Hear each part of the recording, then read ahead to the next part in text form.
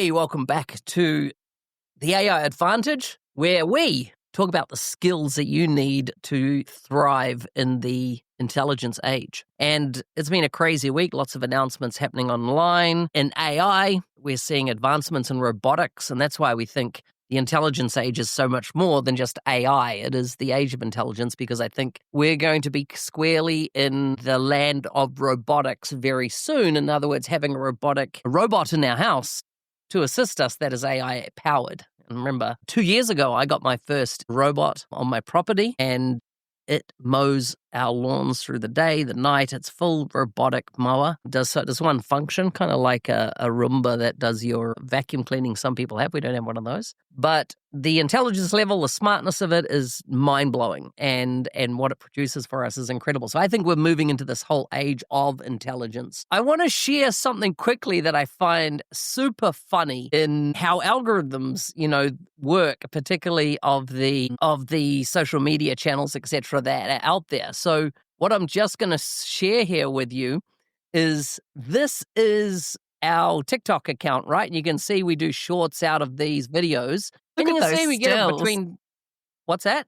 Look at those stills. Yeah. Anyhow, we get, 200-300 views at a time. But then why did this video only get 15, you wonder? And this one talks about a greedy capitalist taking our jobs. So the algorithm obviously hated that phrase in there and totally deprioritized. It's the only video that I've ever had such a low viewing on our account. So I find it just so obvious in that obviously the greedy capitalist running the platform did not like that I said something about them and therefore deprioritized the video. The funniest thing about that video is you had someone comment and call you a socialist. Yeah, somebody called me a socialist, which is such an interesting concept, and I'm not sure that I fully understand the difference between communism and socialism and capitalism. But all I see is that capitalism that we have had for the last period of time allowed some individuals to become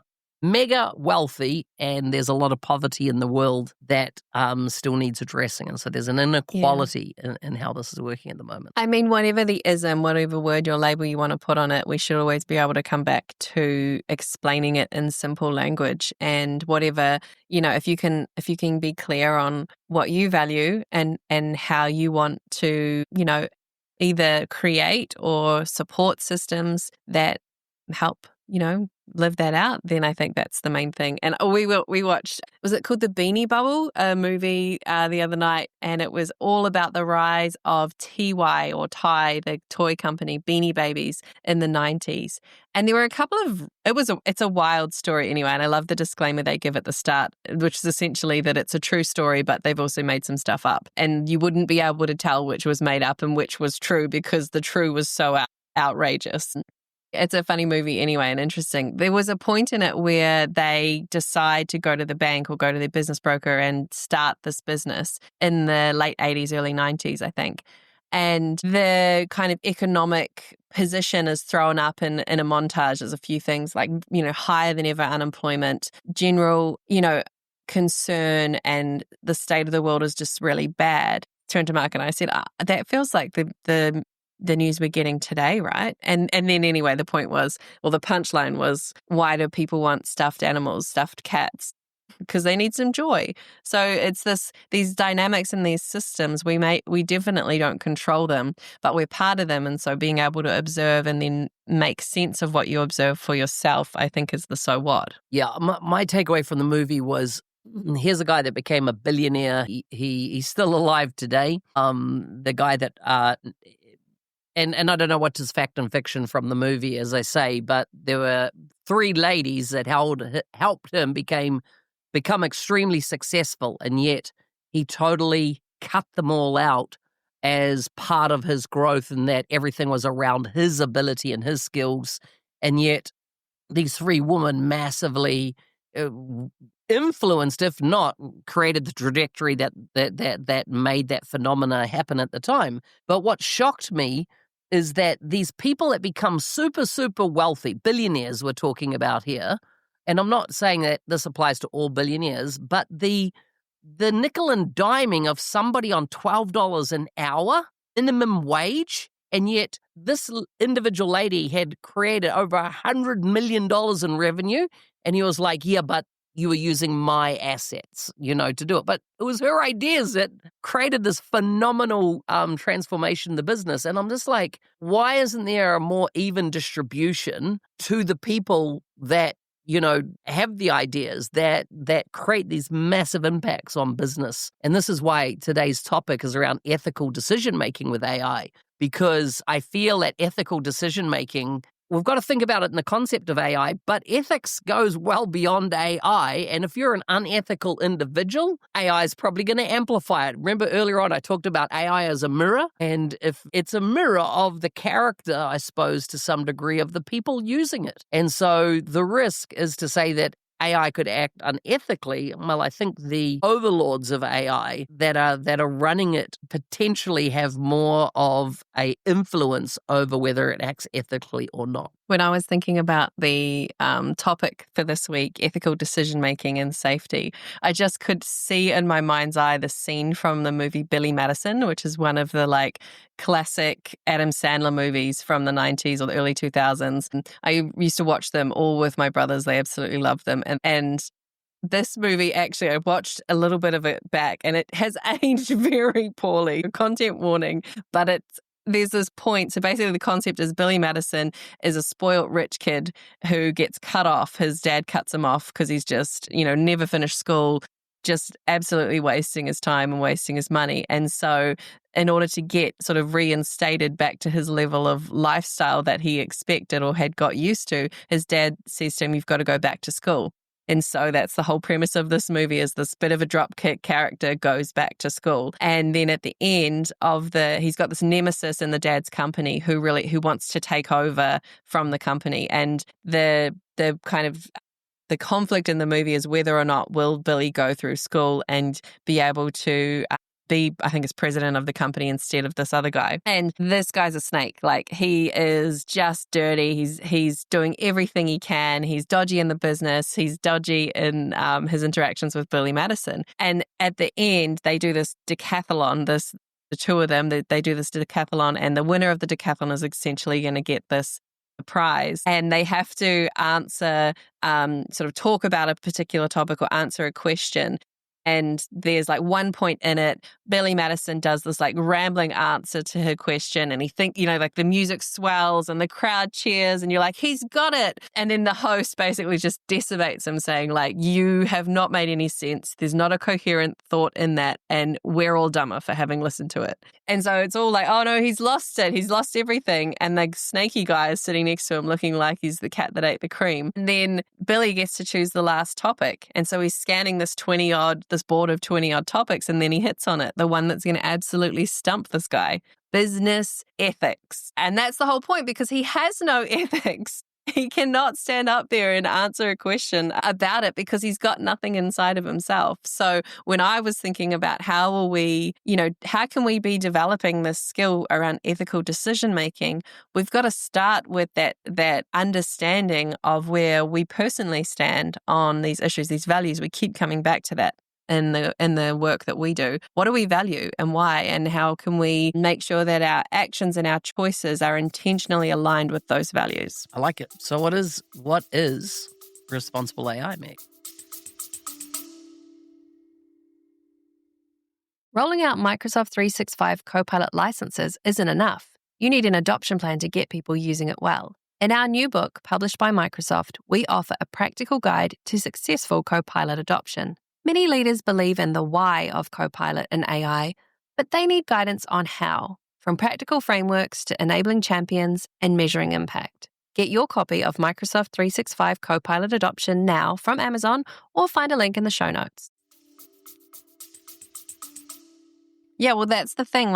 We've kind of come at it explicitly from this ethical decision-making, which relates to responsible AI and trustworthy AI principles. But I am very aware that we will fall into corporate speak if we're not really careful and intentional about how we look at this. And I was just doing a little bit of comparison between, the big tech players like OpenAI, Google, Microsoft, how they talk about and make these public commitments to how they are building responsibly with AI. And they're pretty similar. There's not a lot of differences. Like I go to Microsoft's Responsible AI Principles quite regularly, and there's 6 of them. You can go and have a look at them. We'll include a link in the show notes. And they talk about concepts like fairness, right? So all AI systems should treat people fairly. They should be reliable and safe. So that means that it will perform reliably across several different contexts and conditions. So, we've talked before about how when you're using AI, you're not going to get the same answer every time because it is, I always get this wrong, Mark. What is it, deterministic or non-deterministic? Which one? It's non-deterministic what an LLM is. Yeah. So you will get different answers, but there should be reliability in terms of how in different conditions it will still work and the way that it was intended. Their third principle is privacy and security, that AI systems should be secure and respect privacy in the way that they're designed and also in the way that they work. They should be inclusive and for everybody. They should be transparent. One of the first AI ethics courses I did, or was touched on, was in an IBM course on AI. And one of the things in that course really struck with me, which was there is no ethical AI without transparency. If there's not the ability to understand how the models that the system uses are trained and are working, if it's not clear on how the data comes in and how the generation happens and it comes out, then it's not an ethical solution. And the last one of Microsoft's 6 principles are accountability, that people should be accountable for AI systems. And that touches on the human in the loop concept. So the ways in which people are involved in the design, the monitoring, and the use of AI, and ultimately responsible for the decisions that they make based on the outputs. Yeah. I think when I did sorry, you go. It was Danny a few weeks ago that asked one of the listeners about who should be responsible for when AI makes mistakes. And if you look at this accountability principle that Microsoft has here, it quite clearly says people should be accountable for AI systems. So therefore, it will reflect back on people. But I tell you what what you're seeing from Microsoft's perspective now with Entra ID, putting in every agent will have its your own unique credential, etc., meaning that it is fully loggable, traceable around what it's doing. So you can put this accountability and put an audit trail on it. So, and log what's happening. Of course, we're going to have to, there's potential that a rogue agent could erase the trail behind it, sweep away the breadcrumbs, so to speak. So it is interesting times here. Yeah. And I think when I had looked at the differences, you hear in OpenAI's positioning, they are talking about long-term impact, which I thought was interesting. They sort of specifically call that out. And then you look at the differences in the way governments think about it and talk about it. The US is more on the risk management approach, and the EU is more on the legislative approach. They're looking to make rules and they want people to follow the rules, and they have punitive measures in place if you don't follow the rules. And all of that kind of feels a little bit overwhelming when I think about it, because even when you just said that, my heart starts to beat a little bit faster, because we don't know. Even when tools say that they're trustworthy and transparent, it still requires an element of us making decisions about which ones we will and won't use. And I kind of think about it in 3 levels. We need a framework for how we make these decisions and how we will then review, is it working as intended? Are there breadcrumbs being swept away by agents? The system needs to be designed to think about that. But I start with my personal use and have been thinking about, how do I decide, or what parts make up this framework that allow me to make decisions about tools that I will interact with and I will give my information to? And we've touched on that a little bit before, but that's the first thing for me is, do I trust? What information can I have here about the level of trust that I should give this particular tool? And one of those sort of principles is, do they make it clear their stance on certain things like training or not training?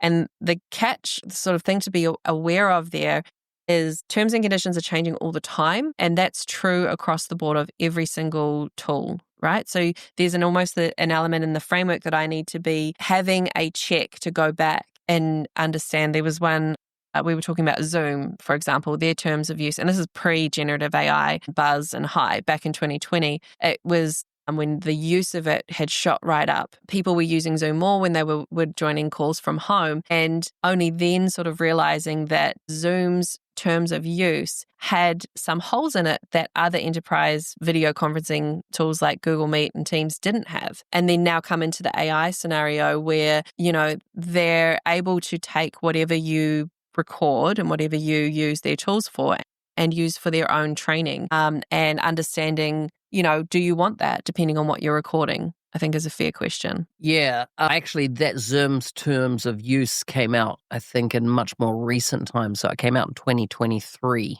when they made that. So it was after the AI piece where they said that we're going to use your Zoom conversations to train the Zoom's AI in it. And a lot of people, as you said, you just on a call the other day and they did not know that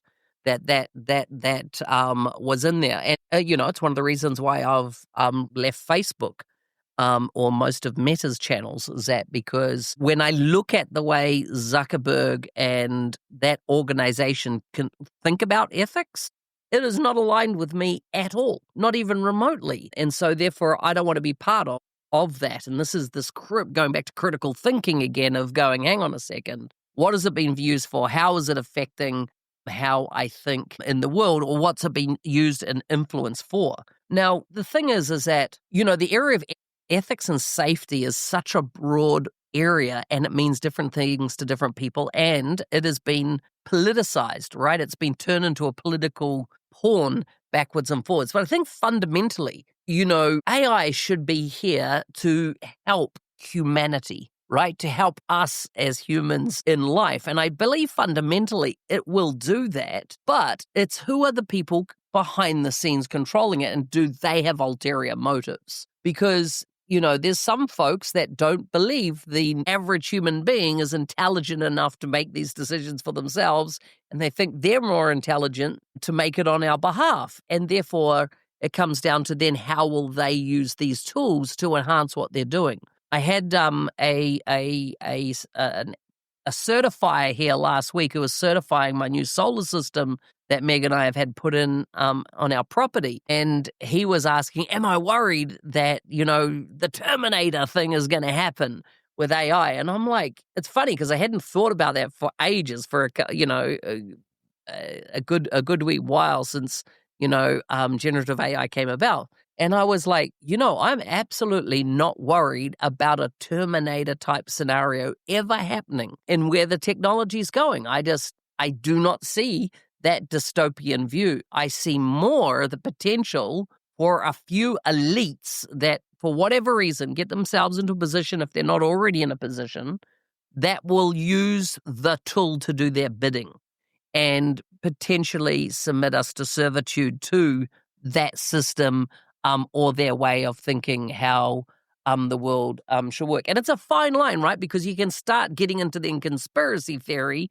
very, very quickly. And so it's this fine dance that we need to be playing, and we need to be back on that area of critical thinking going, hang on, where is that now? What is the impact? What should I be doing differently? How should I be thinking differently? Joe Rogan and Elon Musk just did a podcast in the last week or so, and it was very interesting in there. Once again, Elon talking about this hyperabundance that he believes coming, and that, because the question was asked around, will there be a minimum cost of living type, or a universal income be set out? And he was like, well, if it was, it would be a massive amount. Like everybody would have a massive amount of money and it would be an abundance. And so you've got some folks that are seeing this massive abundance coming, abundance in energy, energy being dropped to ultimately zero. And yet at the moment, if you look at the media in the US, you're seeing energy prices skyrocketing. And everyone's going, wow, it's because of AI. It needs all this consumption. But there's a lot around, hang on a second, there's been a lack of investment in energy and infrastructure for ages. In our own country, we've found this. Populations has doubled and no new generation facilities have been put in that matched this kind of growth and consumption. But what happens is that doomsdayers go, wow, it's the AI that's causing these hypes in prices. And when we see unemployment happening, it's the AI is the reason for it. But hang on, there's so many other things in play that it's going back to critical thinking again, right? That we don't just say it's this or that, but really think more broadly about what the impact is or how it's coming about. Yeah, it's scary how much that like this or that programming that is designed, and we talked about this last week, built into the media that we consume. It's designed to make you this or that, and if you don't land on one side of that, it's kind of failed and therefore gets, doesn't get the exposure. But all of the things you just talked about made me think we need to hold on to our human connection and our talking with people who have different opinions than us and being able to hear those opinions, in the right time. Sometimes you can just ignore them, pretend you didn't hear them because you just don't have the energy for that or they didn't have the space for it. But like take Joe Rogan, right? Like my stance on his podcast is that it would add no value to me, therefore I don't listen to it because it's unbiased. From my point of view, it doesn't serve me, so I don't listen to it. But then I was looking at the rankings of podcasts and popularity in New Zealand. It's the top ranking podcast by a long shot. And so you think again about the influences and the way that people's minds are being shaped anyway by the media that they consume. And you have to have an element of reality that, exactly as you said, everyone is going to be coming at this from a different point of view. And the question becomes, how can we use the influence that we have to ensure that we are, training it for good? And I think about it in a couple of buckets. So there's the framework for how you personally use AI. So the ethics framework by which you are assessing whether it's a good tool for you, and also you are governing your own use of it, what you would and wouldn't use it for. There's that. In some scenarios, you're going to be responsible for choosing an AI system or an AI tool for your organization, for your club, for your school. If that's the position you're in, you would be making that decision. You need a framework by which you could make an ethical decision when you're choosing what's the right tool to be used. And then in some cases as well, we know that many in our community are makers and builders. You're building with AI, you're building AI solutions. So then again, you have to apply a different framework to govern the ethical building of that, and also the use of it and the monitoring of it, is it working? And this kind of, we can't wait for perfect. We know that we're all using it without these frameworks. We're all building without these frameworks. But I like the idea of being able to hold yourself to account. And maybe with people who do share your views or you are like-minded with and can build with, that you come together and find a way to go, okay, this is where the technology's at. This is what we're trying to do. This is the risks that we're aware of and how we've mitigated them. And we've assessed that in 3 months, we're going to come back, or 6 months or 12 months, you will agree a review process to come back and see if those are still the right risks to mitigate. Cool. Okay, let's have a look at some messaging from the community. We have one here from Alex. Do you want to? Yeah, this was a great question. So he says, hey, Mark and Meg, it would be interesting to get your take on superintelligence and the race by the AI companies for this goal versus the reluctance by some or all of them to put safeguards in place. And then we'll jump to that statement in a second, superintelligence-statement.org. But I'm not sure whether you'd be considered this to be outside the intended scope of your podcast. I don't even think we'd thought about what was outside of scope of our podcast. Yeah. Maybe we should have, but I really like this. So have a look at that link if you haven't already. It's basically a statement and you can sign it, or 100,000 people have signed it, and they share some of the signatories and their stances where they're kind of, answering or making a stand on what we've been talking about today, that the rapid innovation with AI tools can bring unprecedented health and prosperity, and also has, risks in terms of what the impact on humans will be.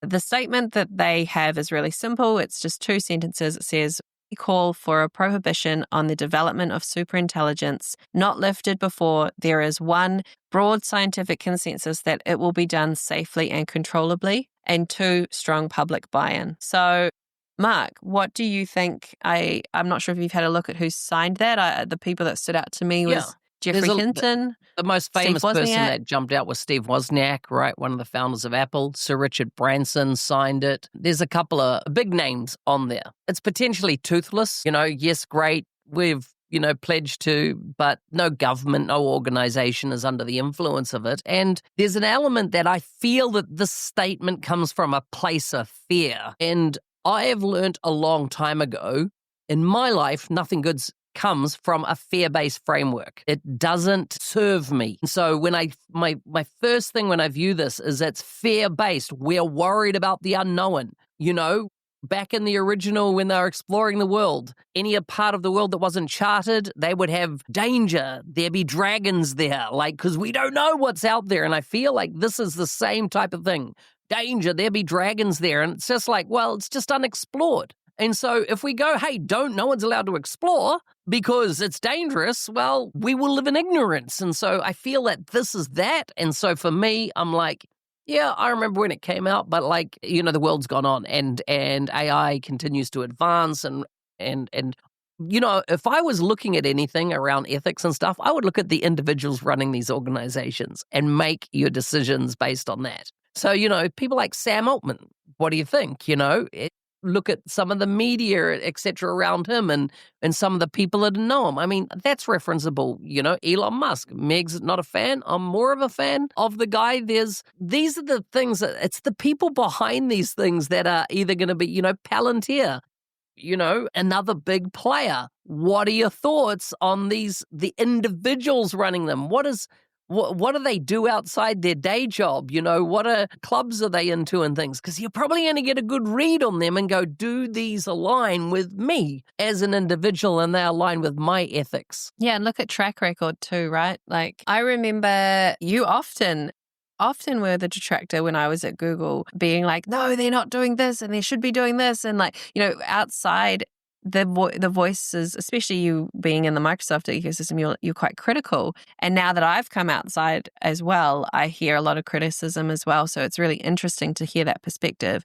But from the inside, when I was there, I saw a lot of really great decisions being made. And I knew a lot of people who cared very deeply and took their responsibilities very seriously about the different data that they were responsible for and had access to.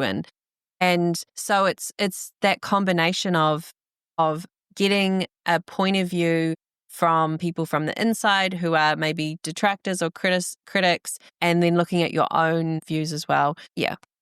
My take on this is it's really interesting to see some of the names. I completely agree with you, Mark, that whenever I've made a decision in my life from a place of fear, I've felt disempowered and I've constantly second guess those decisions because that thing that caused that fear is moving all the time, right?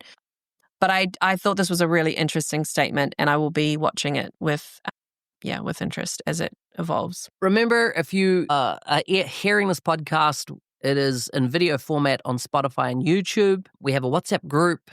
We will provide links in the show notes for everything that we've covered today. I had a request over the weekend that we put more links in when we mention products and things like that. So I'll do that. Make sure you share with your friends and colleagues if you think they would find this valuable. Next episode is topic 12, which is personal leadership and influence. That will be our focus. So if you've got ideas around personal leadership and influence when it comes to AI, and this is really about taking personal control of yourself and then the sphere of people that you influence, which is fundamentally a family and your community around you outside of necessarily work, get involved. Let us know on the WhatsApp group what you'd like us to cover. And thank you very much for joining us. I'll leave a parting thought because it ties to what you just said about how we look at the founders and the owners and the runners of these companies. Look at how they are treating their families, because when it comes to, you particularly see it if you listen to leading minds in AI